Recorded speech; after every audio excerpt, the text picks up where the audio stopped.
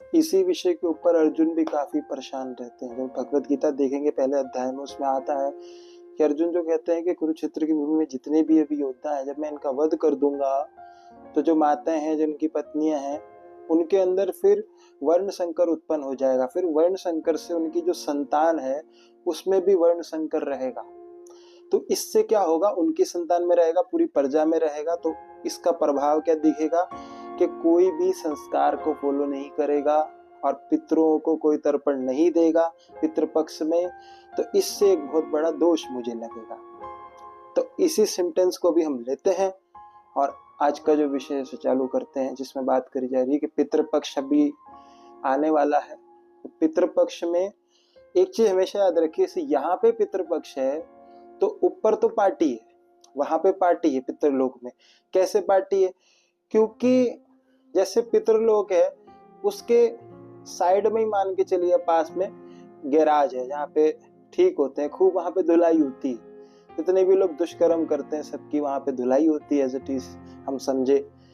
पर क्या है कि वहां पे खूब लोग जब पिट पट के आते हैं पितृलोक में, वेटिंग पॉइंट है कि अगला शरीर कैसा मिलना चाहिए, उस चीज का वेटिंग पॉइंट है। तो जब पितृलोक में जितनी भी चेतना आके आती हैं तो वो कहती हैं यमराज से, बेटा कुछ खाने को दे दे, थोड़ी सी भूख लग रही है, खा लेंगे तो थोड़ा अच्छा लगेगा।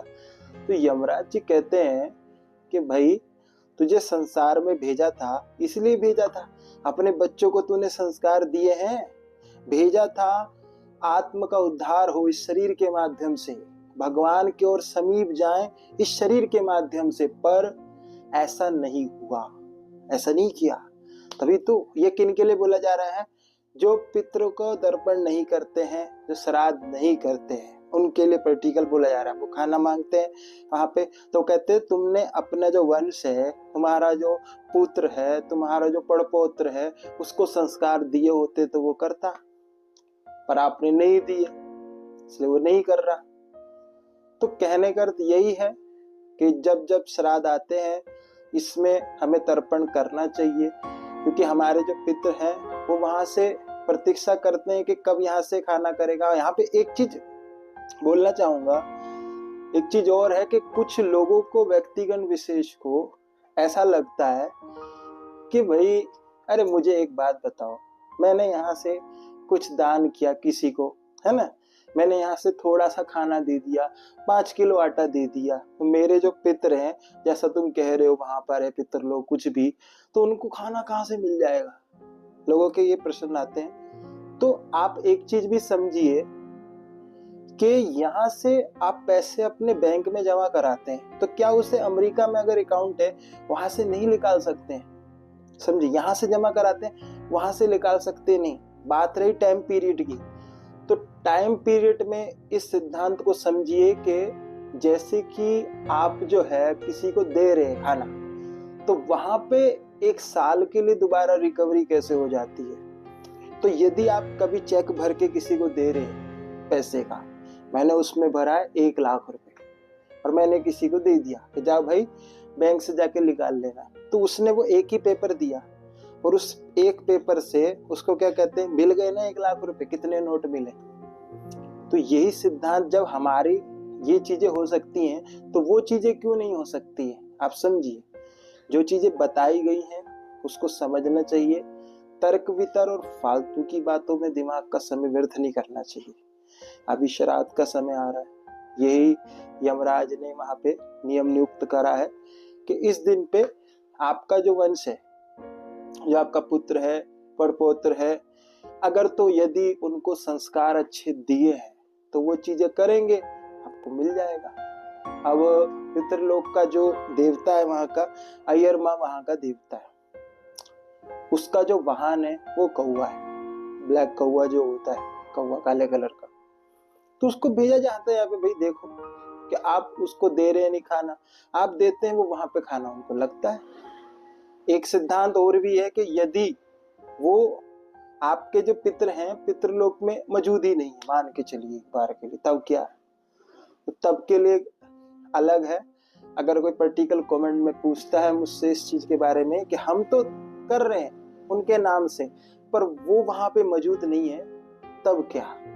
तो उस चीज़ पे हम कमेंट कोई करता है तो उसे बता सकते हैं, नहीं तो दोबारा मैं इस पे कभी वीडियो फिर बनाऊंगा, उसमें खाली इसी चीज़ के ऊपर डिस्कशन करूंगा। अभी तो ये था आज के वीडियो में कि श्राद्ध आ रहे हैं, जो भी पितर हमारे एग्जिस्ट करते हैं। और भक्तों एक चीज आप ना एक चीज समझिए कि हमारे पे ना कई सारे ऋण हैं, एक नहीं, हमारे पे बहुत ऋण, ऋषि ऋण हो गए, देवताओं का ऋण हो गया, उसमें से एक पितृ ऋण भी हमारे ऊपर है।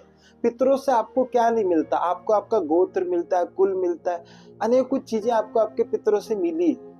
तो आपका ये दायित्व बनता है, धर्म बनता है, जब वो लोग वहां भूखे हैं, यदि आप उनको खाना नहीं देंगे, पितृपक्ष में ऐसी परिस्थितियां जब आती हैं हर साल में, जब ऐसा समय आता है चक्र, आप उनको खाना नहीं देंगे तो क्या होगा, जो व्यक्ति यहाँ पे एक दिन में 3 बार भोजन ग्रहण करता था, पर वहां पे उसको साल में 1 ही बार मिलने वाला है, और उस दिन भी उसके वंश ने उसको नहीं दिया, तो क्या फिर ये होगा, वो कोसते हैं। कैसे लोग हैं बताओ, हमने इतना इनके लिए करा है जीवन भर, और ये हमें कुछ खाना नहीं खिला सकते, बताओ, कुछ दिन के लिए, बताओ। फिर वो कहते हैं ना, जो पितर का दोष लग गया, पितर नाराज हो गए हैं, वो यही होता है। पितर भी कहते हैं भैया मर ही जाए, भैया ऐसी संतान है जो खाना भी नहीं खिला सकती है, हमने क्या कुछ नहीं करा, पूरी जवानी अपनी झोंक दी इनके पीछे, और ऐसा बच्चा है हमारा, बताओ।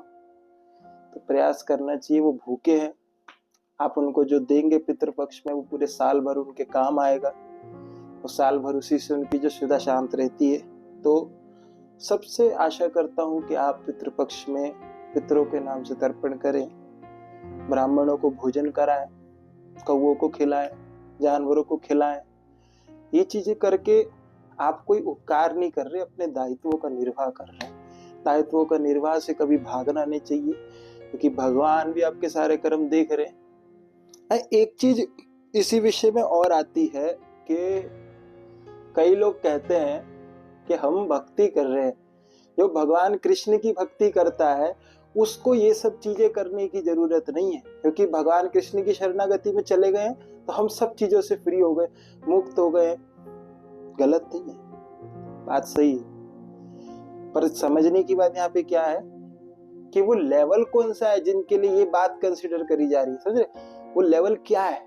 वो लेवल जो है वो ये है संपूर्ण निष्ठा से पूर्ण समर्पण, भगवान के प्रति पूर्ण समर्पण, पूर्ण वैराग्य हो गया है किसी का। आप अपने आप को पूर्ण शुद्ध मानते हैं कि हाँ हम तो पूर्ण शुद्ध व्यक्ति हैं, हमें कुछ जरूरत नहीं, यदि मानते हैं तब ये चीज लागू होती है आपके ऊपर कि हाँ आप भगवान की शरण में। नहीं तो चीजें करनी चाहिए भाई। राम जी ने भी दशरथ के लिए करा था, राम जी ने भी दशरथ के लिए किया था, चैतन्य महाप्रभु ने भी अपने पिताजी के लिए किया था, वो तो भक्त के रूप में थे, लीला कर रहे थे। तो हम ऐसे नहीं सीखते, बचने के लिए बोलते भैया हम तो भगवान की शरण में, हम तो एक अलग ही उसमें डायमेंशन में है, महाप्रभु के बाद हम ही। जब व्यक्ति को इस तरीके की धारणाएं जब बनाने लगता है ना, भ्रांतियां जब दिमाग में फैल जाती हैं, तब क्या होता है, फिर वो अपराध करता है और दोषों का भागीदारी बनता है, और आखिर में क्या होता है, आत्मा जाती, फिर उसको ताड़ना दी जाती है कि भैया तू कैसा वंश है, किस तरीके का वंश है, तेरे जो पितर हैं यहाँ भूखे हैं, तूने कभी भी कुछ नहीं दिया। तो कहने का अर्थ यही है कि कल से चालू है श्राद्ध जो है, उसमें आप पितरों के नाम से तर्पण करें, भोजन कराएं, लोगों को खिलाएं, ब्राह्मणों को खिलाएं, ये चीजें करनी चाहिए। आशा है इस वीडियो से आपको कुछ समझ में आया होगा। दोबारा मिलेंगे, कोई सवाल है तो पूछ सकते हैं, बाकी हमारी जैसे टीम है उसकी आप मदद भी कर सकते हैं, कोई प्रोग्राम हम आयोजित करते हैं उस तरीके से। तब तक के लिए हरे कृष्णा, हरि बोल।